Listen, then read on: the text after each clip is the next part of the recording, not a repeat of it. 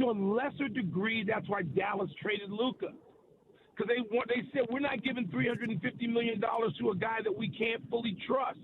Well, that's where Memphis and New Orleans are. And do you want to take their guy they can't fully trust and make him a guy you can? And Wilbon joins us on the Yingling guest hotline. Yingling is in Chicago. After 196 years, it's worth the wait. You can enjoy Yingling traditional lager, light lager, golden pilsner, black and tan, and flight. Michael, how you feeling today? I'm good. How are you guys? We're good. You and I had a short conversation. You had a dinner reservation you had to get to, but we were doing some texting about some college hoops and then about the Bulls as well. How are you feeling about them in the wake of the buzzer beater, which was one of the best finishes in Bulls game history? It's what you and I were talking about. But then going out and losing to Dallas and then getting crushed last night. Where are you currently on our Bulls?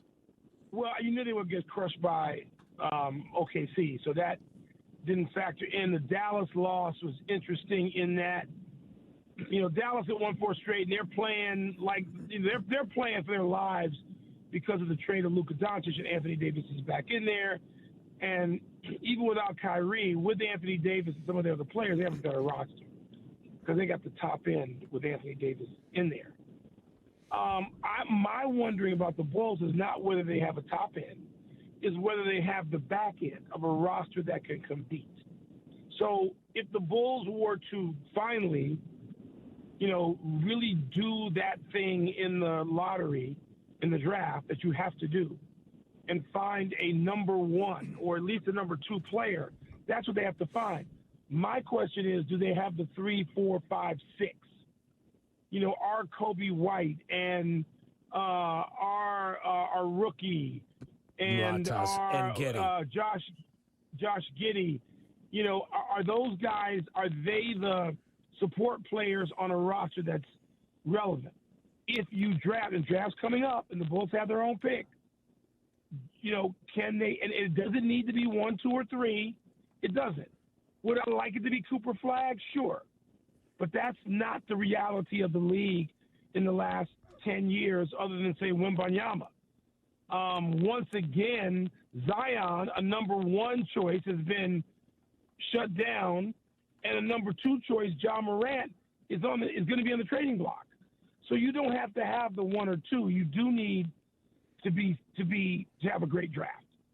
And so, but I'm wondering, do we have those other players? Because we got excited. Sylvie and I did, Tommy, about what we saw in those. They won 8 out of 10 of what we saw in those games. I was pretty excited. Are you, Mike, are you certain as to what to do with Josh Giddey? Because his contract is going to be pretty large. No, I'm not. That's why, Tommy, Sylvie and I got into that conversation. But he, to be fair, if you had to pay him $30 million, I think he is much more worth $30 million than Zach LaVine was worth 45. And 30-ish, that is not a crippling amount of money anymore. Yes, it's a lot of money, but not in the NBA parlance, it's not. So if I could get Josh Giddey for that number, I think I'm a green like that. But I got to keep him in concert. Do I want that group? That's why Sylvie and I were talking about those guys as a group, not as one. Can that foursome that is really playing well, except for last night, do I want to retain them while hoping to draft my butt off in 2 months? What do you think the open market would look like for Giddey? I don't know. I think it might. I don't know how many teams have money because I haven't checked on that yet. Is there a team out there that's ready to go and make Giddey the center of something that is a contender? Who would that be? Who has that kind of money? Who has $30 million and can fit Giddey in and has enough other players? You start with who has the money. And I don't have in front of me a chart that tells me, who has that. Could Giddey be part of something on a team like the Suns that have to redo what they've got. Maybe. But if I'm the Bulls, I don't want Kevin Durant. So, how do you do that? Then we're talking about, and Brian Windhorst always tells us this now, as we look at, new deals in the NBA we're in now, not the NBA we were in 5 years ago. You got to have 3 and 4 teams involved in these things, and they become unbelievably complex. But is that foursome? I mean, Giddey's got a lot of attributes. Being an athletic defender is not one of them. Right. And so I asked this question I'm asking you guys to somebody recently who coaches. And he's wondering the same thing. I mean, it's not like everybody has all the answers to this yet, because they're still playing their way out of it. It's only been, I don't know, what's it been since the All-Star break? 23 games, 25 games maybe. So, where's the athletic defender in that group? They don't have one. They don't. What do you do? What are you getting back for Vooch? Oh, not much. So there's a lot to be determined. Let me ask you about this, and I know you've said this to us countless times, and I think you were alluding to this earlier, that you've always preached to us.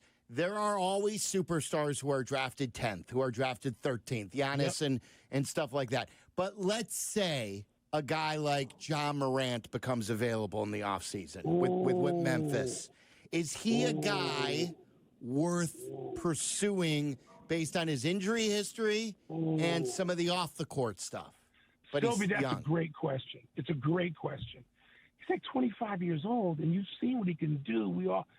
But, the question is the Bulls organization going to do what's necessary to have sort of a wild card like that on board? Like I threw this at Waddle. Michael, I threw this at Waddle. I was just spitballing. I don't know what it would cost. But like with Giddey up for this, you got to match salaries. So what about a sign-in trade with Giddey along with whatever the Bulls pick is?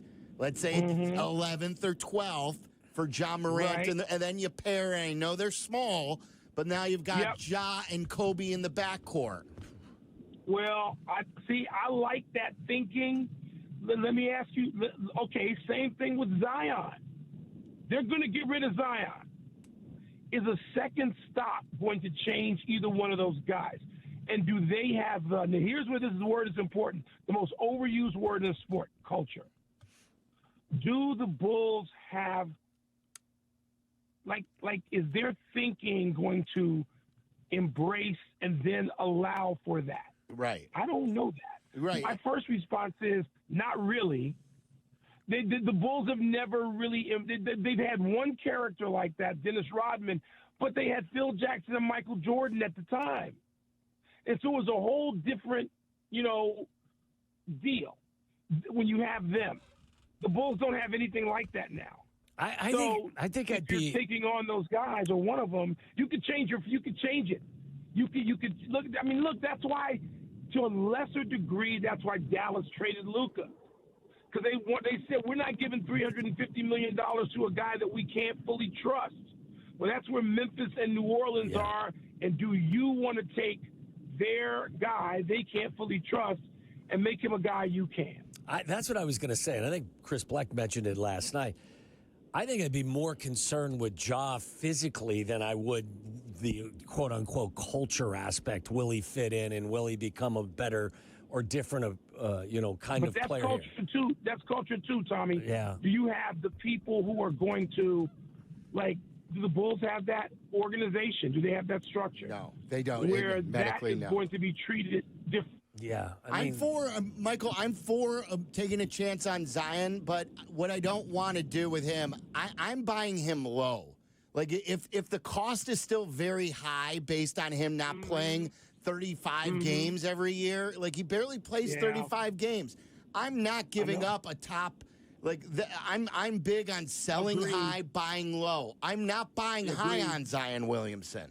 Neither one of them. I'm with you, but the question is, what are they going to be looking for? It's amazing that Memphis is going to have to start over, apparently. It's amazing because they were really close. Yeah. It appeared like when Ja came back in the lineup this year. They were good, yeah. It appeared they were really close, and they weren't.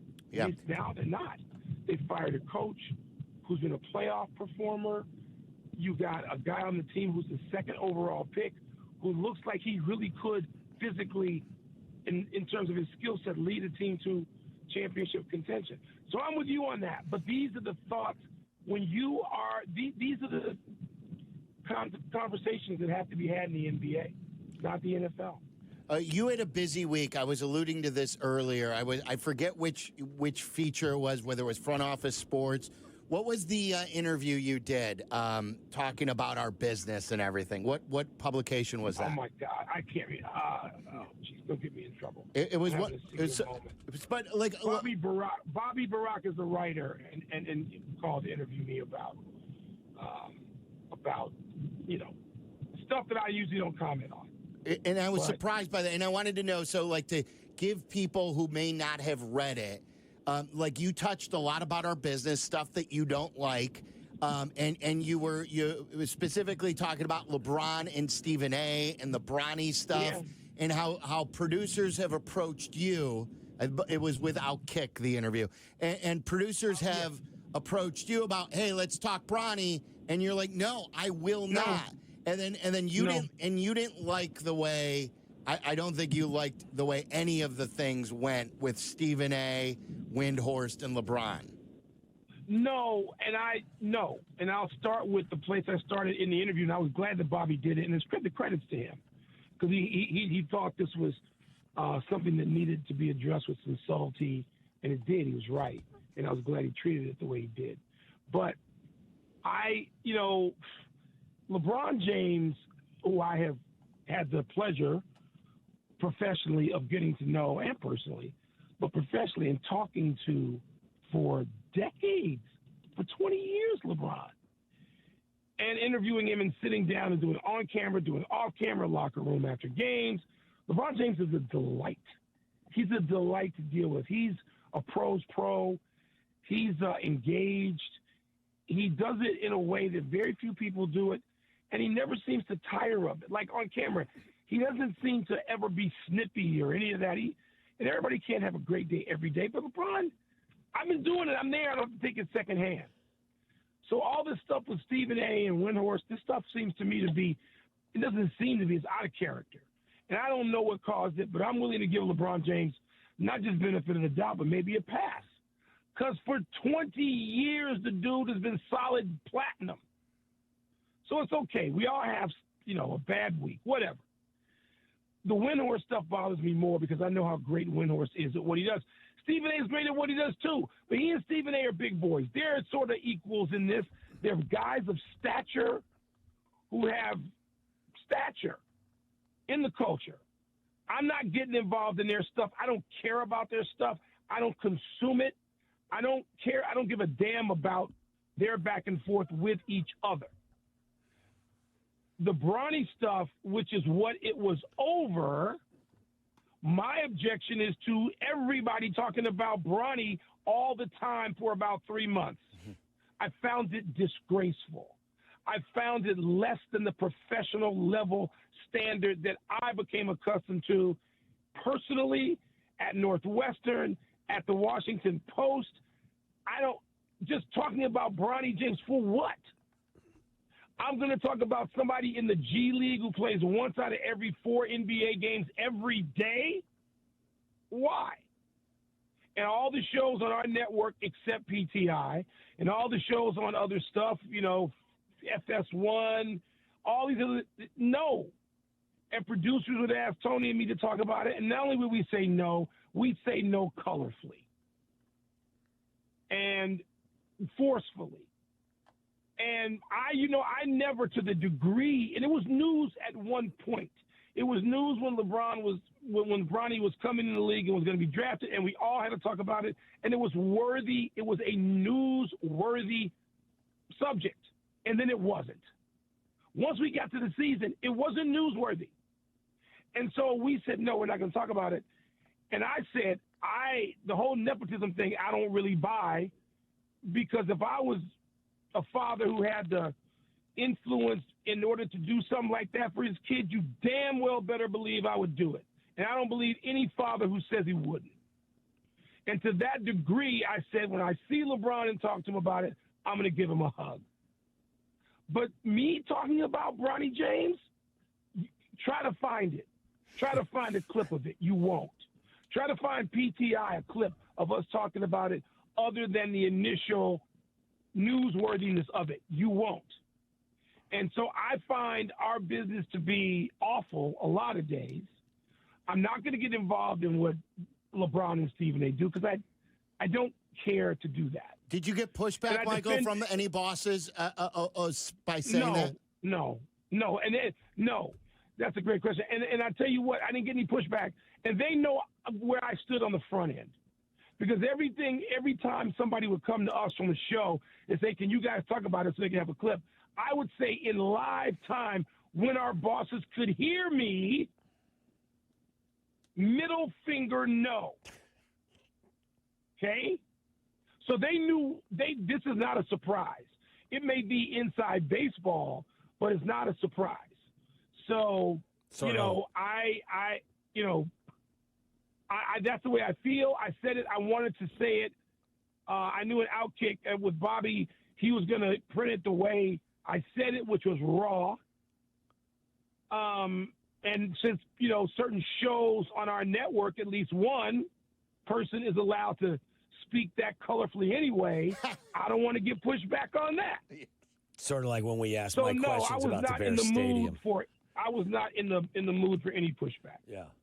Sort of like when we get into the topic of the Bears Stadium, you kind of give us the old, I don't want to talk about it, middle finger treatment. So I won't ask you about that. I don't go middle finger on my dear friends. I know, that's good. Hey, will you talk to us about the Final Four matchups? Are you enjoying the college basketball tournament? No, I'm not enjoying half of it. I'm enjoying the women's. I'm not enjoying the men's. I don't care about. Why? I have no emotion about it. I care, and part of this is who I know. I mean, the other day when I'm watching the regional finals, Carol Lawson, the head coach of Duke women's basketball, is somebody I've known since she was 13. She grew up in D.C. I knew her father. She went to Sidwell High School. I have a history with a lot of people at that high school, my dearest friends in life. Some of them went there. You know John Shire, though. And rooted for. I don't know John as well as Carol Lawson or as Dawn Staley, who I got to know Dawn when she was at Virginia and when she was a teenager. And then as a head coach before she got to South Carolina. So I've followed Dawn's career since she was 18. Who else is in that? Kiki Rice is a friend of she's family extended. I may go to the women's final. If UCLA wins, I'm going to the women's final to root for Kiki Rice, whose parents I had dinner with the other night. She's she's family. So I care about the women's. I care about the people I know and watch. I care about Paige Beckers. I care about AZ Fudd, who goes to Sidwell, even better, went to St. John's High School in D.C., the rival high school of Matthews, and Caleb Williams' rival high school, AZ Fudd. So there are people strewn across the landscape of the women's Final Four that I know. I've known Gino Auriemma my whole career. I don't know the men's side that well anymore. I know Bruce Pearl. John Shire, I had a couple conversations with, like him, respect him. I don't know them that way. I don't know their players. They stick around for a day and a half. I don't care. Is Gino unpleasant or is he a nice guy? Is Gino as unpleasant as he appears at times? Gino is thoroughly enjoyable, Okay. and it's a curmudgeon, and a lot of it's intentional, and it's intentionally made to be funny. Okay. And if you're back and forth with Gino, he's being funny, and he is very funny, deadpan. Thoroughly one of the most enjoyable people I've had the chance to cover. All right, before we let you go, scale of 1 to 10, how concerned are you over the Cubs bullpen just 7 games in? Oh, God. I started to text you yesterday. Or was it? Yeah. Not yesterday, because that was 18-3. 2 days ago. But Sunday. 2 days ago against the Diamondbacks, it's like, my God, this is like 2007, 8, and 9 all over again. And I'm like, okay, because I had an April 1st start date on my following the season, We're only there today. Today is the first day I'm allowing myself to really follow baseball. And it looks like I'm checking into the Cubs at the worst possible time. That's outstanding. All right. Well, enjoy the women. Don't enjoy the men's tournament. I mean, leave that up to us. Are you now at least buying what I was selling with Cooper Flagg? Silvy, yes. I mean, he listen, I wasn't buying it yet. I wasn't like not having any of it. I mean, I don't look. One of the things that people don't say who are involved in the sports industry anymore is, well, let's just wait and see. Yeah. What's the rush? Like Mike Tomlin did that. It was great. When Mike Tomlin, I'm sure asked for the 183rd time about Aaron Rodgers, just said, well, when does the season start? Does it start tomorrow? Do I need to know? No, you don't. And so that was my deal with Cooper Flagg. Like, I hear everybody who loves Cooper Flagg, I want to see it. This is where teams get themselves in trouble. When they take people first, and they maybe should have waited on the guy who went 11th, but they can't because everybody's one and done. I'm not one and done. I don't need to be one and done. So let me see Cooper Flagg before I hitch my wagon to him. Now, not only am I almost ready to buy, my God, he's getting better. Yeah. Isn't he? Yes, he's so good. Like, he's better now than he was March 1st. For sure. And he does it and all. Better, so I'm willing to, like, if you were going to tell me the Bulls are going to win the lottery, who do I want? I think I want him. I still want to know who's coming from Europe, Asia, Africa. I want to know because that's how the world is right now. I want to know who's coming from Canada. But Cooper Flagg might be, I might be buying. Yeah, it's about time. All right, Michael, you're the best. Thank you. Thanks, Mike. All right, you guys. There's be good. Michael Wilbon.